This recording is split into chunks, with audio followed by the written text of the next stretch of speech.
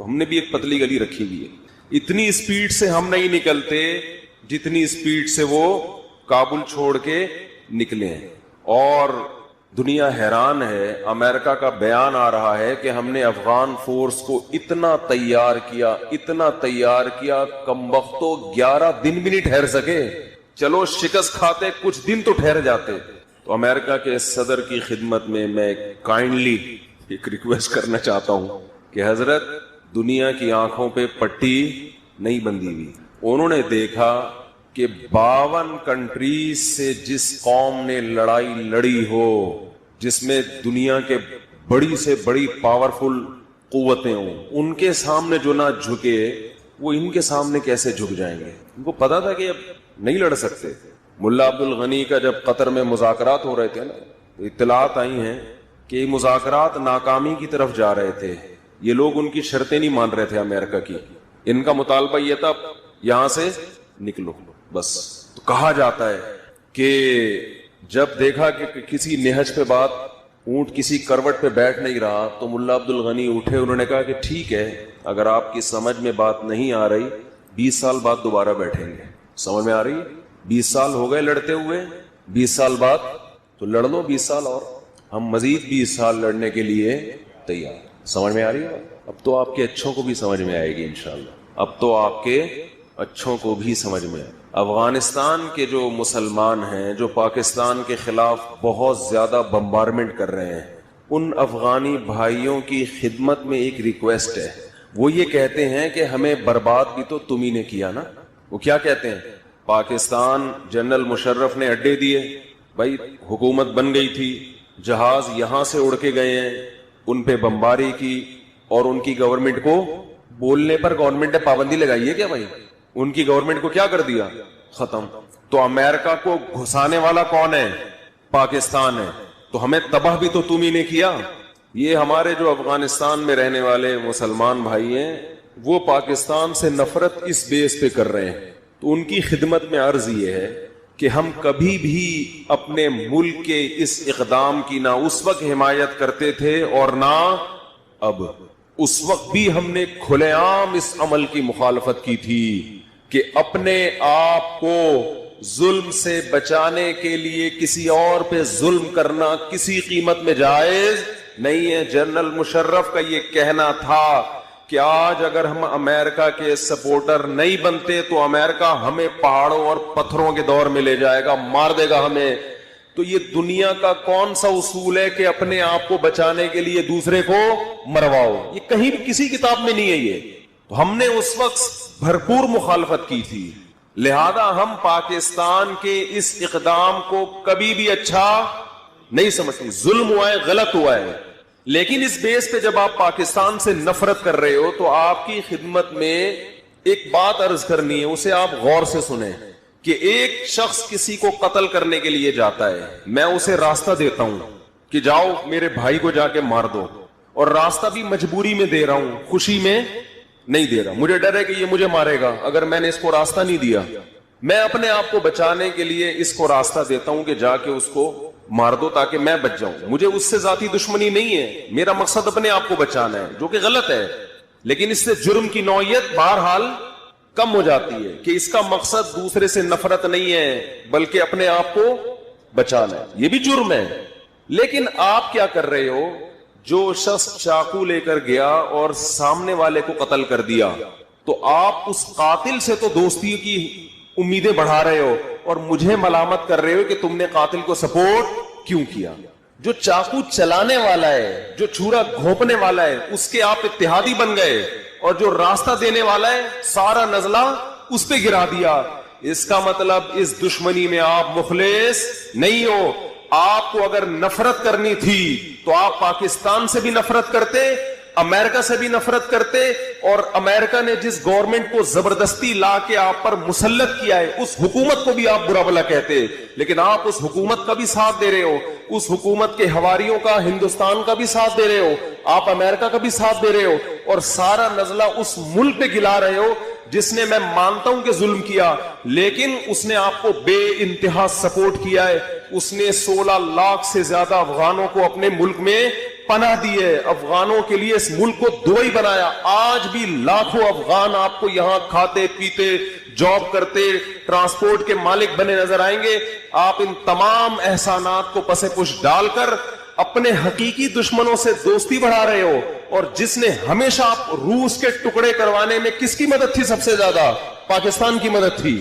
اگر صدر ضیاء الحق اس وقت افغانستان کا ساتھ نہ دیتا تو رشیا کے ٹکڑے ہونے میں مزید 20 سال لگ جاتے. تو آپ ان تمام پاکستان کے احسانات کو پس پش ڈال رہے ہو اور آپ اس ایک غلطی کو ہائی لائٹ کر رہے ہو, لیکن اپنے دشمن کی بڑی بڑی غلطیاں آپ پی رہے ہو جبکہ اس کا آپ کے اوپر کوئی احسان نہیں ہے. تو میں یہ پیغام ان اپنے افغان بھائیوں کو دینا چاہتا ہوں جو میڈیا کے غلط پروپیگنڈے کی وجہ سے کس کے خلاف ہو گئے ہیں؟ پاکستان کے خلاف. بات سمجھ میں آ رہی ہے کہ نہیں آ رہی ہے؟ بھائی پاکستان نے سپورٹ کیا, ہم نے اس وقت بھی مخالفت کی تھی. غلط کر رہا ہے پاکستان. یہ جنرل مشرف نے, آج جنرل مشرف بھی اپنی آنکھوں سے دیکھ رہا ہوگا, اللہ نے اس کو اس وقت تک اسی لیے زندہ رکھا کہ تم اتنی پاورفل آرمی رکھنے کے باوجود ایک امریکہ کے سامنے ڈھیر ہو گئے. اور وہ قوم جس کے پاس کھانے کو روٹی نہیں, پہننے کو کپڑا نہیں, وہ 52 ملکوں کے سامنے آ کے کھڑی ہو جاتی اور 20 سال میں اکھاڑ کے ان کو نکال کے باہر پھینک دیتی ہے. اس وقت لبرل لوگوں نے بہت مذاق اڑایا تھا جب امریکہ آیا نا, بمباری ہوئی اور امریکہ کو فتح ہوئی. میں مضامین اخبار میں پڑھتا تھا, ہمارے جو لبرل صحافی ہیں جو بالکل چپ چاپ منہ بند کر کے بیٹھ گئے, ایسے ان کو سانپ سونگھ گیا ہے. بولو نا بھائی, آپ نے جو اپنے شروع میں مضامین لکھے تھے رجوع کرو ان سے.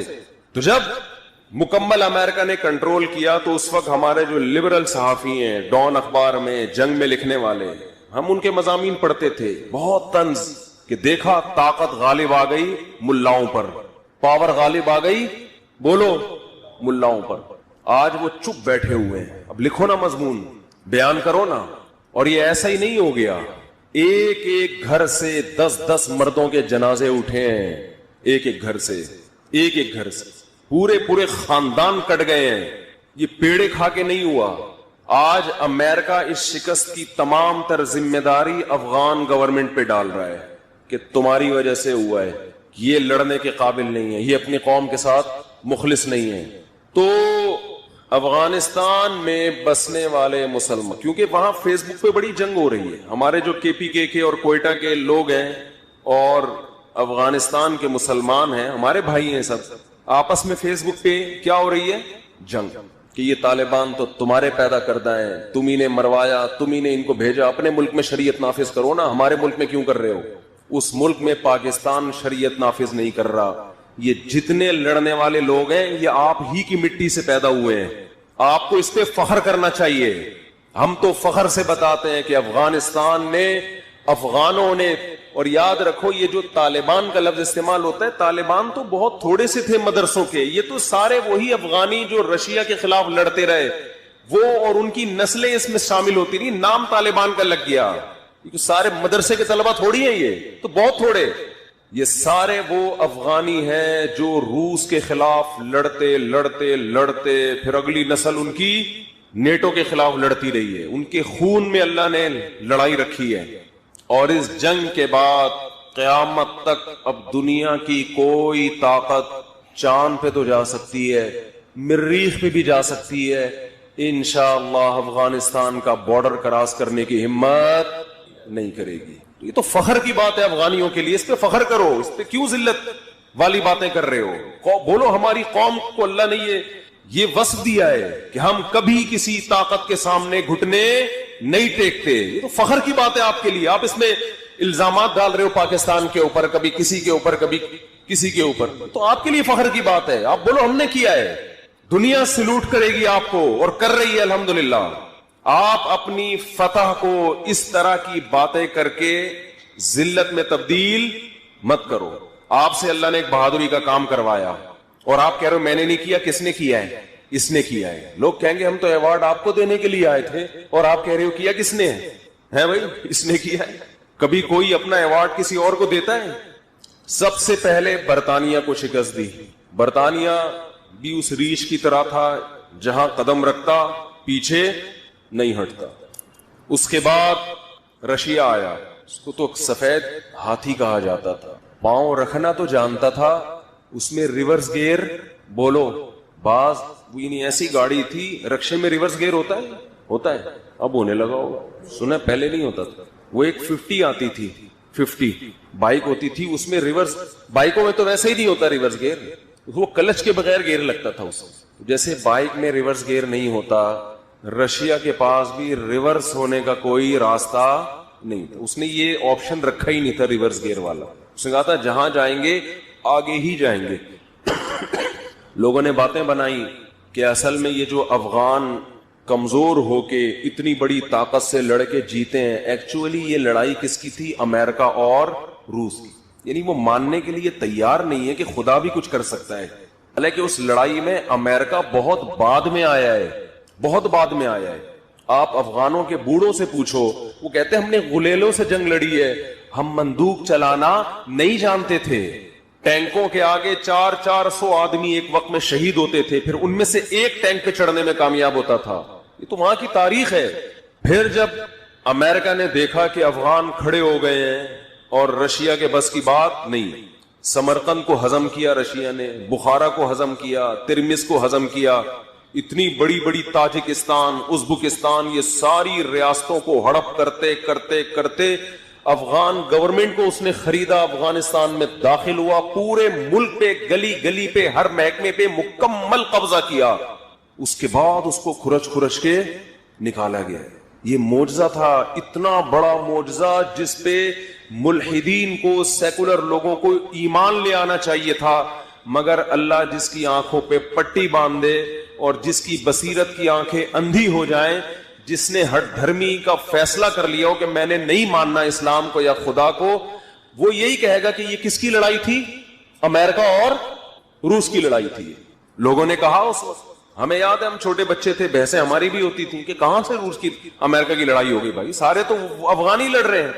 افغانی یہاں آتے تھے جو پناہ گزین بتاتے تھے میرا باپ شہید ہو گیا, میرا بھائی شہید ہو گیا, اور ہم گارے سے گارا اٹھا کے ٹینکوں کے شیشوں پہ مارتے تھے تاکہ وہ شیشے کیا ہو جائیں, اندھے.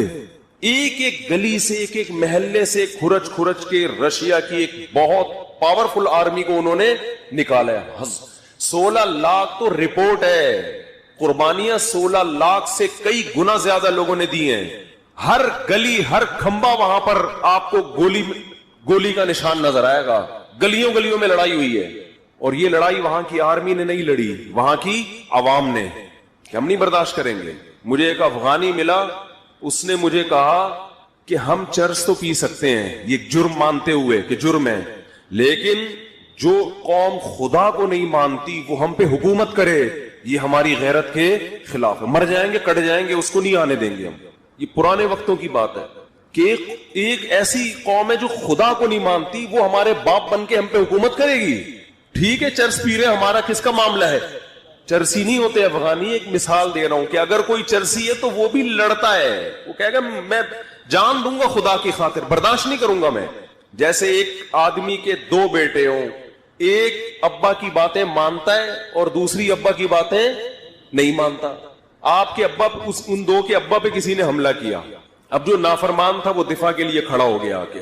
لوگ کہیں گے تو ابا کا نافرمان ہے. وہ کہیں گے نافرمان کا مطلب یہ تو نہیں کہ میرے باپ کو میرے سامنے کوئی مارے اور میں, ہے تو میرا باپ نا. تو پہلے وہ لڑے ہیں رشیا کے خلاف. امریکہ بہت بعد میں آیا ہے, بھاگتے چور کی لنگوٹی. چلو یہ اب رشیا, میں الحمدللہ نہ فلمیں دیکھتا ہوں نہ دیکھنے کی ترغیب دیکھتا ہوں. مجھے اس وقت بتایا گیا کہ ایک امریکہ نے ایک فلم بنائی ہے, کاش اس کا نام اس وقت میرے ذہن میں ہوتا, آپ وہ کلپ لازمی دیکھتے. کمانڈو کوئی ان کا ہیرو تھا, وہ فلم امریکہ نے بنائی اور امریکہ کے سینما گھروں میں چلی تھی. اس میں یہ دکھایا گیا, اس میں کوئی بے حیائی نہیں تھی, فلم کے شروع سے لے کے فلم کے اینڈ تک. اس کے شارٹ کلپ میں نے دیکھے, کیونکہ وہ بنائی کس پہ تھی؟ افغان جو رشیا کے خلاف لڑ رہے ہیں. اس میں یہ دکھایا گیا, میرا گلا آج بہت زیادہ بیٹھا ہوا ہے, بڑی مشکل سے آج میں بیان کے لیے آیا ہوں. 2-3 دن سے طبیعت بہت شدید خراب چل رہی ہے اور مجھے اس کا علاج بھی معلوم ہے.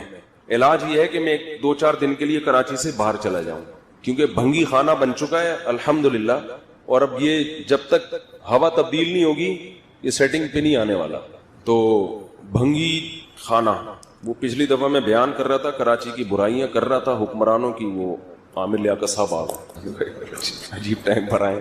تو عامر لیاقت صاحب کہیں گے میرا کیا تعلق بھائی ان گٹر کے ڈھکنوں سے. یہ جمہوری نظام حکومت جو ہمارے یہاں چل رہا ہے نا، اس میں ہمیں یہی نہیں پتہ چلتا یہ والا کام ہے کس کے ذمہ ہے. یہ ایسا پیچیدہ نظام ہے.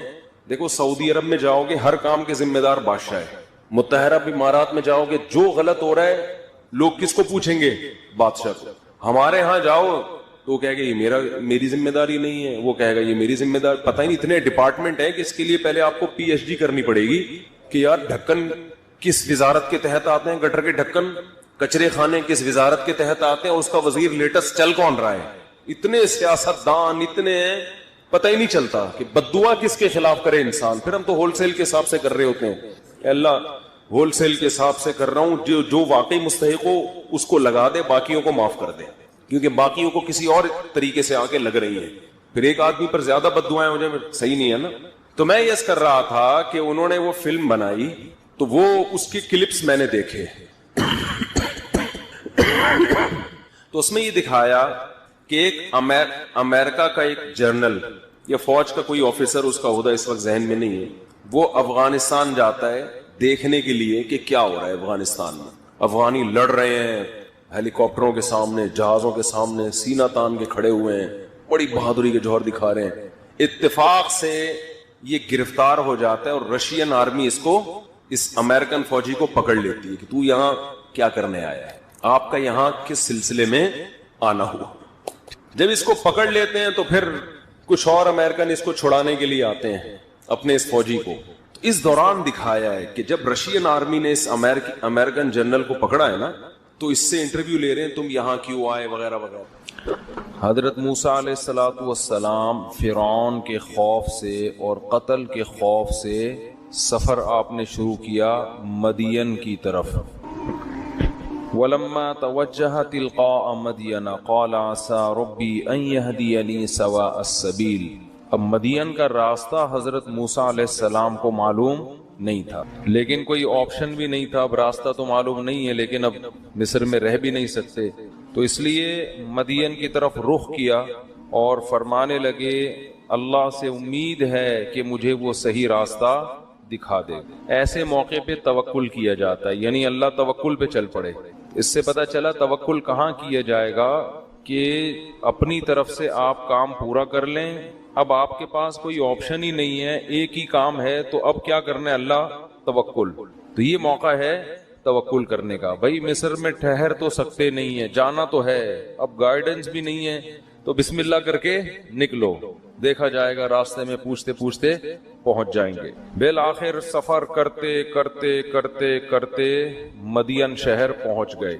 ابھی تک حضرت موسیٰ کو نبوت نہیں ملی ہے. بنی اسرائیل کے ایک نوجوان ہیں، نیک ہیں، صالح ہیں.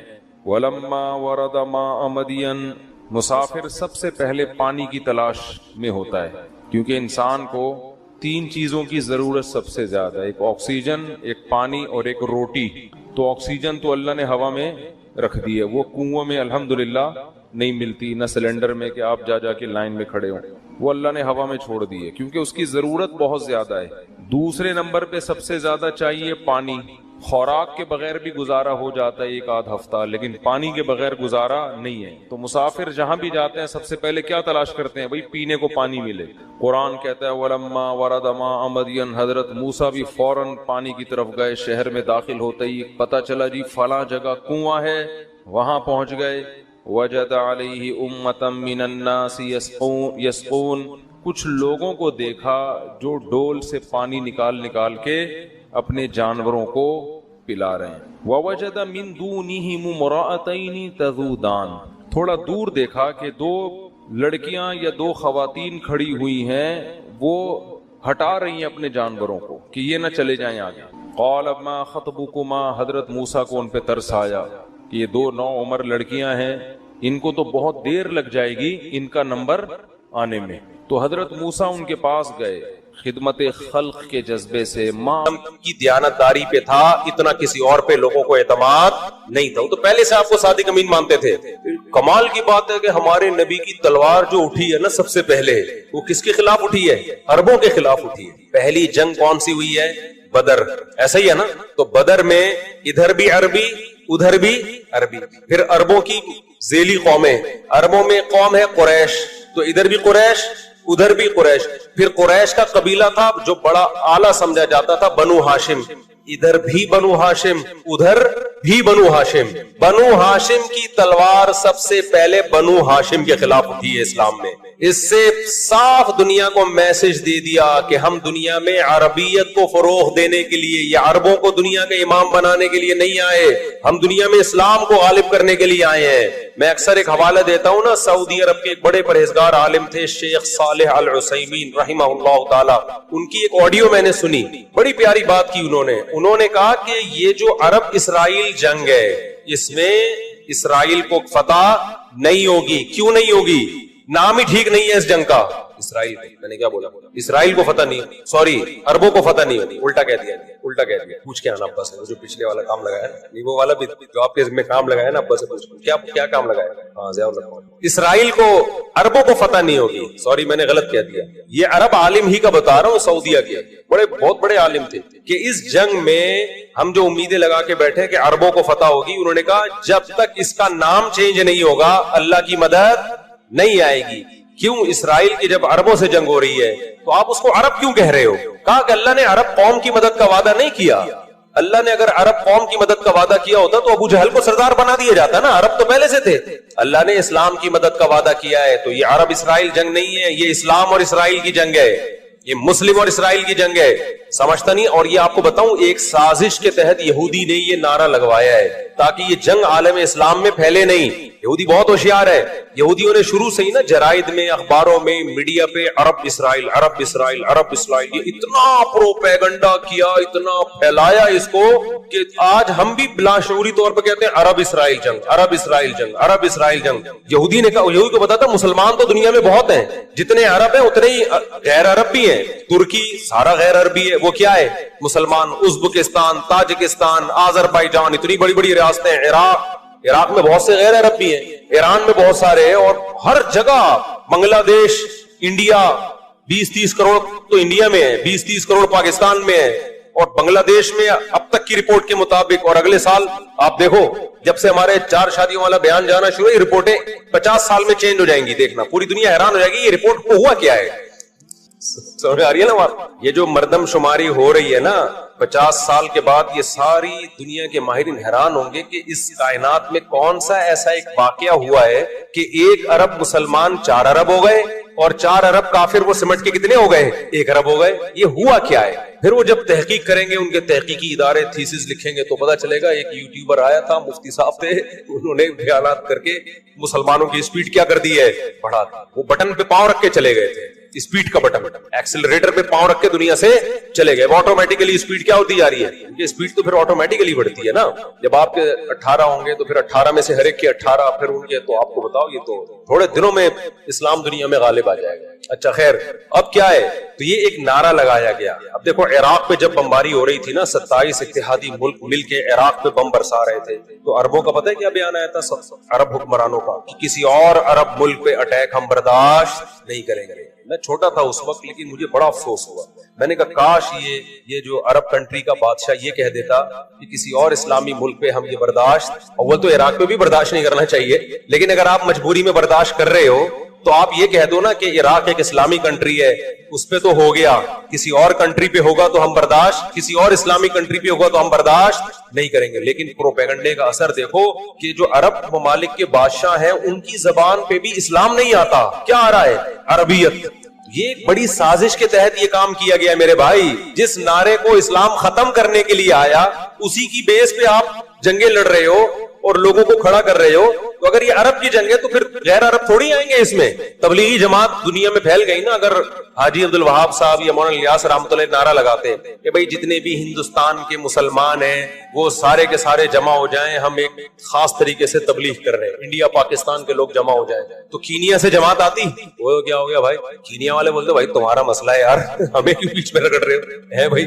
اچھا عجیب بات آپ کو بتاؤں, پاکستان کی دنیا میں کہیں بھی قدر نہیں ہے, لیکن اگر آپ کی دنیا میں کہیں عزت تھوڑی سی ہے وہ مذہب کی بیس پہ. اگر آپ نے مذہبی تشخص ختم کر دیا نا تو پھر تو آپ کی 2% کی اوقات. اکنامکلی تو کہیں ایسا ہے ہی نہیں. ابھی تو مجھے یاد ہے پچھلے جب کرنسی بہت گر گئی تھی, ہم سعودی عرب گئے تو پاکستانی کرنسی لے ہی نہیں رہے تھے, ڈالر لے کر آؤ. کرنسی اتنی ہو گئی تھی, انہوں نے کہا پوری بوری بھر کے 2-4 ریال لے کے جاؤ گے, ہم کہاں ٹکائیں گے اس بوری کو. یہ آپ کی اوقات. لیکن آپ کو پتا ہے آپ دنیا میں کہیں بھی جاؤ, چاہے وہ لنگڑا لولا اسلام ہو, لیکن لوگ تھوڑی سی عزت دیتے ہیں اسلامی کنٹری. کیا لیبل لگاتے ہیں؟ اسلامی. ایک اس لیے, ایک اس پہ کہ ایٹامک پاور.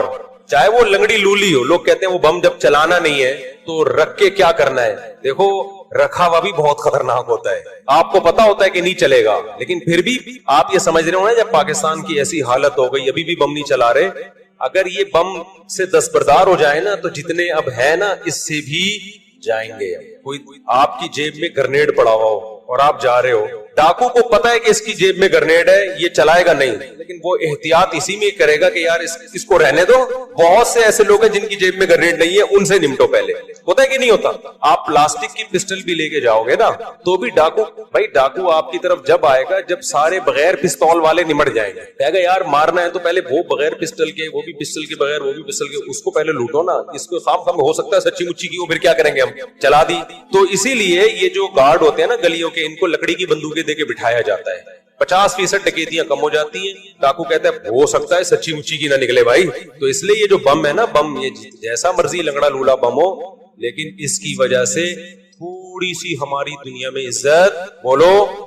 اور تیسری جو سب سے زبردست چیز ہے, تبلیغی جماعت کی وجہ سے ہماری دنیا میں بڑی عزت. میں ایک دفعہ بنوری ٹاؤن میں گیا, وہاں افریقہ سے ایک لڑکا آیا ہوا پڑھنے کے لیے. اب آپ مجھے بتاؤ دنیا میں کتنا بڑا بیوقوف ہوگا جو دوسرے ملک سے ہمارے ملک میں پڑھنے کے لیے آئے گا. کبھی سنا آپ نے؟ ابے ہمارے والے تو اپنے ایک دوسرے کو بیوقوفی کا تانا دے رہے ہوتے ہیں کہ جب تو آکسفورڈ یونیورسٹی جا سکتا ہے, جب تو امریکہ جا سکتا ہے پڑھنے کے لیے, تو کے یو میں کیوں پڑھ رہا ہے؟ کہتے ہیں کہ نہیں کہتے؟ کراچی یونیورسٹی میں وہ لوگ پڑھ رہے ہیں جن کے پاس باہر جانے کا پیسہ نہیں ہے. گٹکے کے پیسے نہیں نکلتے ان کے پاس بیچاروں کے, وہ کہاں سے باہر جائیں گے؟ مجبوراً یہاں پڑھ رہے ہیں. لیکن اگر کوئی امریکہ سے پڑھنے کے لیے آپ کے ادارے میں آ رہے ہیں, انڈونیشیا سے, ملیشیا سے, افریقہ سے, فرانس سے, جاپان سے پڑھنے کے لیے آپ کے ادارے میں آ رہا ہے, تو آپ پوچھو گے نا بھائی ایسا یہاں کیا ہے کہ آپ وہاں کے بجائے کہاں کے پڑھ رہے ہو یہاں؟ تو کہے گا بھائی میں سائنس اور ٹیکنالوجی پڑھنے کے لیے نہیں آیا, میں آپ کے مدرسوں میں پڑھنے کے لیے آیا. وہ مدرسے جن کو یہاں کے اسکالرز نے کہا ہے کہ ان مدرسوں میں منجن بکتا ہے. سمجھ میں آ رہی ہے بات؟ اگر منجن بک رہا ہوتا, امریکہ سے, برطانیہ سے, فرانس سے لوگ یہاں پڑھنے کے لیے نہیں آتے, اور ڈاکٹر اور انجینئر نہ پڑھ کے جاتے. میرے شاگردوں میں ڈاکٹرز بھی ہیں, انجینئرز بھی ہیں, پی ایچ ڈی اسکالرز بھی ہیں جو مدرسوں میں آئے ہیں پڑھنے. بنوریا جا کے دیکھو, ہر دوسرا طالب علم کوئی امریکہ کا ملے گا, کوئی برطانیہ کا ملے گا, کوئی کہاں کا, کوئی کہاں کا. اور پھر ہمارے ہی ان ہندوستان پاکستان کے علماء نے برطانیہ میں جا کے مدرسے بنائے. اب عجیب بات ہے, آپ حیران ہو گئے. یہ جو اسکالر آج کے کہتے ہیں مدرسوں میں منجن بکتا ہے, منجن بکتا ہے, ایک رٹ لگائی ہوئی ہے, کچھ بھی نہیں ہوتا. آپ ان مدرسوں کی ویلیو دیکھو کیا ہے. میں فرانس گیا ہوں, جرمنی گیا ہوں, وہاں میں مفتیان کرام سے ملا, مذہبی اسکالر سے ملا. میں نے کہا آپ کہاں پڑھے ہیں؟ کہہ رہے ہیں برطانیہ میں پڑھ کر آئے ہیں. ارے برطانیہ میں تم مفتی بننے برطانیہ گئے تھے؟ برطانیہ کی کسی یونیورسٹی میں؟ انہوں نے کہا نہیں, وہاں ہندوستان کے کوئی دیوبند کے عالم تھے, انہوں نے مدرسہ کھولا 50 سال پہلے, 100 سال پہلے. وہاں سے اتنے مفتیان کرام فارغ ہو چکے ہیں. آپ کو فرانس میں, جرمنی میں, اٹلی میں, اسپین میں, برطانیہ کے مدرسوں سے پڑھے ہوئے لوگ ملیں گے. وہ مدرسے نہیں جن کو گورنمنٹ چلا رہی ہے, وہ مدرسوں کو چلا کون رہا ہوگا؟ یہاں کوئی پاکستانی یا کوئی انڈین چلا رہا ہوگا. اب نہیں آئی سمجھ میں بات. لیکن کمال کی بات ہے, یہ منجن ایسا بیچا, جن کو لوگ کہتے ہیں نا منجن بیچتے ہیں مدرسوں میں, ایسا مدرسے میں منجن بیچا کہ فرانس سے بھی کوئی عالم بننے کے لیے ہم سے منجن خریدنے آ رہا ہے. تو یا تو یہ منجن نہیں ہے میرے بھائی, یا آپ منجن بیچ رہے ہو. نہیں آئی بات. میرا خیال ہے دیکھو اس کی میں مثال دیتا ہوں. ایک آدمی کہہ رہا ہے کہ ایک دوا ہے اس کے پاس, میڈیسن ہے جو کینسر کے مریضوں کو ٹھیک کر دیتی ہے. لوگوں کو تجربہ, ایسی کوئی دوا ہے نہیں, ایسا لوگ چلے جائیں گے. آپ نے دیکھا یار لوگ ٹھیک ہوتے جا رہے ہیں. دوسرا بندہ اٹھا, اس نے حسد میں آ کے کہا بے بھائی یہ کینسر کے نام پہ منجن بیچ رہا ہے, منجن بیچ رہا ہے. سب نے بات اتنی سنی اور سارے اس کے گرد اکٹھے ہو گئے. لیکن کچھ عقل مند تھے, انہوں نے کہا ہم ذرا ریسرچ کرتے ہیں کہ اس نے جن جن کو میڈیسن دی ہے وہ ٹھیک ہوئے بھی ہے کہ نہیں ہوئے. جا کے دیکھا یار تو 100% ریزلٹ ہے. تو وہ کیا کہے گا, بھائی منجن یہ نہیں, منجن کون بیچ رہا ہے, منجن وہ بیچ رہا ہے جو ان کو منجن کہہ رہا ہے. تو آپ کبھی مدرسوں کے اندر جا کے تو دیکھو میرے بھائی, رائے گنج میں جا کے دیکھو, رائے گنج کا مدرسہ کون سا ملک ہے جہاں سے وہاں طلبہ پڑھنے کے لیے نہیں آئے؟ کون سا ملک ہے؟ تو آپ نے پاکستانیوں کو بھی بیوقوف بنا دیا, امریکیوں کو بھی بیوقوف بنا دیا, ڈاکٹروں کو بھی, انجینئروں کو بھی, پی ایچ ڈی اسکالرز کو بھی, وہ سارے آ رہے ہیں مدرسوں میں پڑھنے کے لیے. اور جو نہیں پڑھ رہے وہ کیا کہہ رہے ہیں, یہاں مدرسوں میں کیا بک رہا ہے, منجن. تو پھر آپ کو یہ اپنا مدرسہ بنا لو. مدرسہ تو ضروری ہے یا نہیں عالم بنانے کے لیے؟ ان اسکالرز کا نہ اپنا کوئی مدرسہ ہے, نہ جو مدارس ہیں ان کو یہ پروموٹ کرتے ہیں. 2 نمبر مدرسے بھی ہوتے ہیں, ہم کب کہہ رہے ہیں. انسان کے لیے تو ممکن نہیں ہے. جب آپ زمین کے خول سے باہر جاتے ہیں آکسیجن ہی ختم ہو جاتی ہے, زندہ رہنا ممکن نہیں ہے. لیکن عیسیٰ علیہ السلام کو اللہ نے اپنی قدرت سے زندہ رکھا ہوا ہے. جب قرب قیامت میں دمشق میں عیسیٰ علیہ السلام آئیں گے تو حدیث میں آتا ہے کہ امام مہدی شام میں نماز کے لیے کھڑے ہوئے ہوں گے, عصر کی نماز کے لیے. مصلی پہ مینار ہے, اس پہ کون نازل ہوگا, حضرت عیسیٰ علیہ السلام. تو مینار سے پھر سیڑھیاں لگائی جائیں گی حضرت عیسیٰ کے اترنے کے لیے. کمال کی بات ہے, اللہ وہاں سے یہاں تک آ گئے, تھوڑا سا تو رہ گیا فاصلہ. چھوڑو یار تم لوگ کی سمجھ میں نہیں. ابے سوال پیدا ہوتا ہے کہ جب ادھر سے ادھر تک آ گئے تو تھوڑا سا تو رہ گیا ہے نا. اب یہاں سیڑھیاں کیوں لگائی جا رہی ہیں؟ بھائی دنیا کیا ہے, دارالاسباب. ادھر سیڑھیوں سے جانا ممکن نہیں تھا, وہ اللہ اپنی قدرت سے ہی لے گیا. یہ دنیا دارالاسباب ہے, یہاں پہ کیا لگیں گی, سیڑھیاں لگیں گی. وہاں سے نیچے اتریں گے, اتنے بڑے بڑے بال ہوں گے جن سے پانی بہ رہا ہوگا. کیونکہ حضرت عیسیٰ علیہ السلام کو جب سولی پہ لٹکایا جا رہا تھا اس وقت آپ نے غسل کیا تھا, تو اللہ نے ان کی شکل کا کوئی آدمی کر دیا اور عیسیٰ ابن مریم کو آسمانوں پہ اسی حال میں اٹھا لیا. اور قرب قیامت میں جب نازل ہوں گے تو عصابۃ تغزو مع عیسیٰ ابن مریم, نبی نے فرمایا میری اس امت کے لیے جنت کی ضمانت ہے جو عیسیٰ ابن مریم کے ساتھ مل کے جہاد کرے گا. حضرت عیسیٰ نے آتے ہی کیا کرنا ہے, جہاد کرنا. تو اور پھر ایسا جہاد ہوگا اما الاسلام و اما السیف, یا تو اسلام ہے یا تلوار ہے, بیچ کا کوئی راستہ نہیں ہے. اور تقاتلون الیہود, سب سے پہلے لڑائی کس سے ہوگی, یہود سے ہوگی, عیسیٰ ابن مریم کی. کیونکہ یہود نے آپ کو قتل کرنے کی کوشش کی تھی, تو اللہ تعالیٰ عیسیٰ ابن مریم ہی کے ذریعے ان سے انتقام لیں گے. خیر اب ایسا نہ ہو کل کوئی امام مہدی آ جائے. آج کل مارکیٹ میں امام مہدی کے نام پہ منجن, ہر تھوڑے دن میں کوئی مہدی. میرے والد صاحب ایک واقعہ بتایا کرتے تھے, ہماری محلے کی مسجد میں ایک آدمی بہت نیک تھا, عبادت کرتے کرتے نا اس کی کھوپڑی گھوٹ گئی اوپر سے. بعض لوگ بہت زیادہ عبادت کرتے ہیں, دماغ خشک ہو جاتا ہے, خوراک ہوتی نہیں ہے, ہنسی مزاح کی کوئی بات ہی نہیں ہوتی, تو اوپر سے سیٹنگ کیا ہو جاتی ہے, آؤٹ. تو اس کی سیٹنگ آؤٹ ہو گئی. برا نہیں تھا وہ, میرے والد صاحب کے پاس آیا, کہنے لگا, میرے والد صاحب کو لوگ حافظ صاحب کہتے تھے, حافظ صاحب ایک بات آپ سے کرنا چاہتا ہوں, آپ ذرا نیک آدمی لگ رہے ہیں, صرف آپ سے کروں گا کسی اور سے نہیں. والد صاحب نے کہا کیا؟ کہتے ہیں مجھے نا کچھ الہامات ہو رہے ہیں کہ امام مہدی میں ہی ہوں. والد صاحب ہمیں یہ واقعہ سنا رہے تھے, کہتے ہیں کہ میں نے اس سے کہا کہ بس مجھے بتا دیا, میرے علاوہ کسی کو قطعاً نہیں بتانا, ورنہ حالات کا میں ذمہ دار, کوئی بھی پیل دے گا. تو بس یہ میں مجھے بتا دیا نا, بس یہ ہم دونوں کے راز کی بات ہے اور اللہ کو پتا ہے, کسی تیسرے کو بتانے کی بالکل بھی ضرورت نہیں. پھر والد صاحب نے اس کو بولا بھائی تو تھوڑا سا وظائف میں کم کر دے, تھوڑا سا نارمل لائف میں آ جائے, انسان کا بچہ بن جا, تیری کھوپڑی کیا ہو رہی ہے سیٹنگ. بہت سے امام مہدی اس چکر میں بنے ہیں, ہوتے نہیں ہیں. تو جب امام مہدی نے آنا ہوگا نا تو سب سے پہلی بات یہ کہ وہ مہدی ہونے کا دعویٰ نہیں کریں گے, ان کو لوگ کہیں گے کہ آپ مہدی ہیں. ان میں علامتیں دیکھ کے علماء ان سے خود کہیں گے, سارے پیچھے پڑ جائیں گے کہ آپ مہدی ہو. سمجھتے ہو کہ نہیں سمجھتے ہو؟ جو خود سے مہدی ہونے کا دعویٰ کرے وہ تو مہدی ہو ہی نہیں سکتا. اور جب امام مہدی ہوں گے تو عیسیٰ ابن مریم نازل ہوں گے. جس کے دور میں عیسیٰ نازل نہیں ہو رہے اس کا مطلب وہ مہدی ہے ہی نہیں. تو حدیث میں آتا ہے حضرت مہدی مصلی پہ کھڑے ہوں گے, تو حضرت عیسیٰ علیہ السلام آئیں گے تو وہ حضرت مہدی ان کو مصلی پہ آگے کریں گے کہ آپ نماز پڑھائیں. لیکن حضرت عیسیٰ علیہ السلام کس کے حوالے کریں گے مصلی, کہ یہ نماز آپ ہی پڑھائیں گے. کیوں؟ مجھے اللہ نے نماز پڑھانے کے لیے نہیں, مجھے کس کے لیے بھیجا ہے, جہاد کرنے کے لیے بھیجا ہے. میں تلوار لے کے لڑائی کروں گا, یاجوج ماجوج کو قتل کریں گے. اب یاجوج ماجوج کہاں ہیں اس کے بارے میں کوئی صحیح بات ہمارے علم میں نہیں ہے. ویسے بھی اگر ہمیں پتہ چل جائے کہاں ہیں تو وہ دریافت ہو جائیں گے نا. اور قرآن کہتا ہے قرب قیامت سے پہلے وہ دریافت وہ لوگ نہیں ہو سکتے. تو اللہ نے چھپا دیا ہے ان کو چھپا دیا ہے تو چھپایا ہے اس لیے کہ پہلے نہ پتا چلے کدھر. کچھ لوگ کہتے ہیں یہ چائنیز ہیں, کوئی بھروسہ نہیں ہے, ویسے لگتا ہے کہ شاید ہو, کیونکہ وہ جو ذوالقرنین نے دیوار بنائی تھی نا سیسا پلائی ہوئی اور پہاڑوں کے پیچھے دھکیل دیا تھا, اور پھر بڑی تعداد ہو گئی ان کی, حدیث سے پتہ چلتا ہے شاید وہ, لیکن بہرحال وہ یقینی بات نہیں ہے. تو یاجوج ماجوج ایک بڑی طاقتور قوم ہوگی جس کو حضرت ذوالقرنین نے سورہ کہف میں اس کا بھی تذکرہ ہے, پہاڑوں کو بند کر کے ان کو دھکیل دیا, کہیں چھپا دیا ان کو, تو قرب قیامت میں وہ نکلیں گے اور پھر دنیا میں تباہی مچائیں گے. اور پھر ان کو کون قتل کرے گا؟ حضرت عیسیٰ علیہ السلام. تو وہ ابھی نہیں نکلیں گے, جب نکلیں گے تو ان کا ابھی دریافت بھی نہیں ہو سکتے وہ. باقی وہ کچھ کہتے ہیں مریخ میں ہیں, کچھ کہتے ہیں کہاں ہیں, ہمیں نہیں پتا کہاں ہیں. بہرحال بظاہر تو لگتا ہے زمین میں ہی ہے, کیونکہ ذوالقرنین جو گئے تھے مشرق اور مغرب شمال جنوب کا انہوں نے سفر کیا, اسی زمین میں کیا تھا سفر کو. واللہ اعلم. ہمیں بس اجمالی طور پر ان چیزوں پہ ایمان لانا ضروری ہے, ان کی ڈیٹیل ہمیں بتائی نہیں گئی ہے تو ہمیں ڈیٹیل میں جانے کی اجازت نہیں. باقی قیاس آرائیاں ہوتی ہیں, صحیح بھی ہو سکتی ہیں, غلط بھی ہو سکتی ہیں.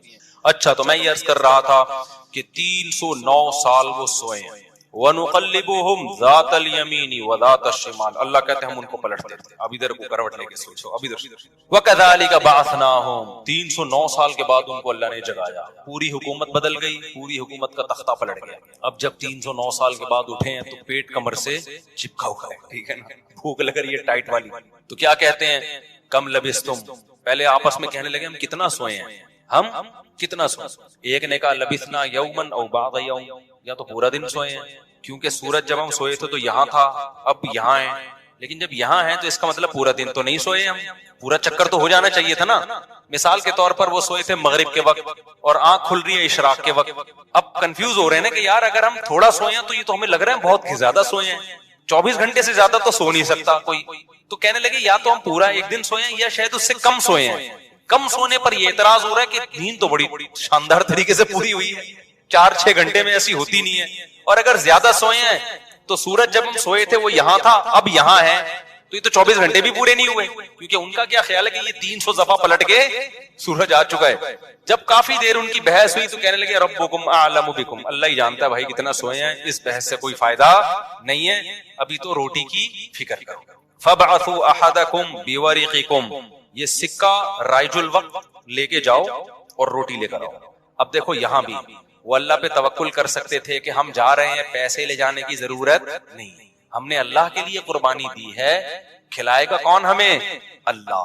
نا بھائی, اللہ نے کہا ہے جتنے اسباب اختیار کر سکتے ہو کرو. تم ایک اجنبی جگہ پہ جا رہے ہو, تمہارے پاس سکے ہونا, پیسے تو لے کے جاؤ. عربوں میں نا جب زمانہ جاہلیت میں حج ہوتا تھا تو دور دور سے جو عرب قبیلے بیت اللہ آتے تھے پیسے نہیں لے کے آتے تھے ساتھ میں, کہتے تھے کہ ہم اللہ کے گھر کی زیارت کے لیے جا رہے ہیں تو کھلائے گا کون ہمیں؟ اللہ, ہم پیسے نہیں لے کے جائیں گے. یہ تو توکل کے خلاف ہے یار, اللہ کے مہمان. وہ مثال ایسے دیتے تھے جیسے آپ اپنی نانی کے جا رہے ہو اور اپنی کھانا ساتھ لے کے جا رہے ہو, تو نانی کو غصہ آئے گا نا, بیٹا میں نے تیری دعوت کی ہے تو کھلاؤں گی کون؟ میں کھلاؤں گی تجھے, تو اپنے ساتھ کھانا کیوں لے کر آیا؟ تو کہتے تھے جب ہم کسی کے مہمان ہوتے ہیں تو کھانا ساتھ نہیں لے کے جاتے, میزبان کا کام ہے, تو ہم اللہ کے گھر پہ جا رہے ہیں, ہم پیسے لے کے نہیں جائیں گے, اللہ پہ توکل کریں گے. جب پیسے ختم ہوتے نا تو بھیک مانگ رہے, تو بھائی کو اللہ کے نام پہ کوئی کھانا دے دے یار, کوئی تو روٹی دے دے. جب پیسے ختم ہوتے تو کیا کرتے یار, کہیں سے جگاڑ, پھر چوریاں چکاریاں شروع کر دیتے. تو قرآن میں اللہ نے آیت میں نازل کی وَتَزَوَّدُوا, جب حج کے لیے جاؤ تو زاد راہ لے کے جاؤ, پیسے لے کے جاؤ. کیوں؟ فَإِنَّ خَيْرَ الزَّادِ التَّقْوَىٰ, سب سے بہترین ذات راہ تقوی ہے. وہ توکل جو تمہیں بھکاری بنا دے, گناہگار, کیونکہ بھکاری پن یہ تقوی کے خلاف ہے. تو پہلے تقوی کی فکر کرو کہ لوگوں کے سامنے ہاتھ نہ پھیلانے پڑے. تو ان کو بتا دیا اللہ نے صحابہ کو کہ توکل کا یہ مطلب نہیں ہے کہ دنیا میں اسباب اختیار نہ کرو, حج پہ جا رہے ہو تو پیسے لے کے جاؤ سارا. تبھی فقہا کہتے ہیں, فقہا نے دین کو خوب سمجھائے کہ حج صرف اس پہ فرض نہیں ہو جاتا کہ آنے جانے کا انتظام ہو جائے, نا, حج اس پہ فرض ہوگا آنے جانے کا انتظام بھی, راستے میں کھانے کا انتظام بھی, اور جتنے دن آپ گھر کی مارکیٹ سے شارٹ رہو گے بیوی بچوں کے کھانے کا بھی انتظام. آپ کا حج کا آ گیا بھائی, آپ نے کہا میرا جہاز کا ٹکٹ بھی ہو گیا, ہوٹل کا کرایہ بھی ہو گیا, کھانے پینے کا انتظام بھی ہو گیا, نکل گئے 40 دن کے لیے. بچے کہہ رہے ہیں ابا مارکیٹ سے کیا ہو گیا, ابا ہم کیا کھائیں یہاں پہ؟ تو ابا کہہ رہا ہے بیٹا میرے لیے چونکہ آنے جانے کا پراپر انتظام ہو گیا تھا تو مجھ پہ حج فرض ہو گیا ہے, کیونکہ اللہ نے کہا ہے جس میں استطاعت ہے حج فرض ہے, تو مجھ میں استطاعت حج فرض ہے. تو بچے کہیں گے ہمارا کیا قصور ہے. اس لیے علماء نے بیان کیا کہ استطاعت میں یہ بھی داخل ہے کہ آپ کا بھی اور جن کی آپ کفالت کر رہے ہو, جو آپ کی شرعن ذمہ داری ہے, ان کا بھی انتظام ہو. سمجھتے ہو کہ نہیں سمجھتے ہو؟ تو انہوں نے اپنے ساتھ سکے لے کے گئے ہوئے تھے. وہ سکہ رائج الوقت, جب نکاح ہوتا ہے نا تو سکہ رائج الوقت, میں نے سکہ رائج الوقت میں آپ کا نکاح فلاں, میں یہ لفظ نکال دیا ہے, اتنے پیسوں میں کرایا ہم نے, کیونکہ رائج الوقت ہی سکے چلیں گے نا, یہاں نکاح میں ڈالر تھوڑی دیں گے. کبھی خربوزہ خریدتے ہوئے کہا کہ سکہ رائج الوقت کے مطابق یہ خربوزہ کتنے روپے کلو ہے.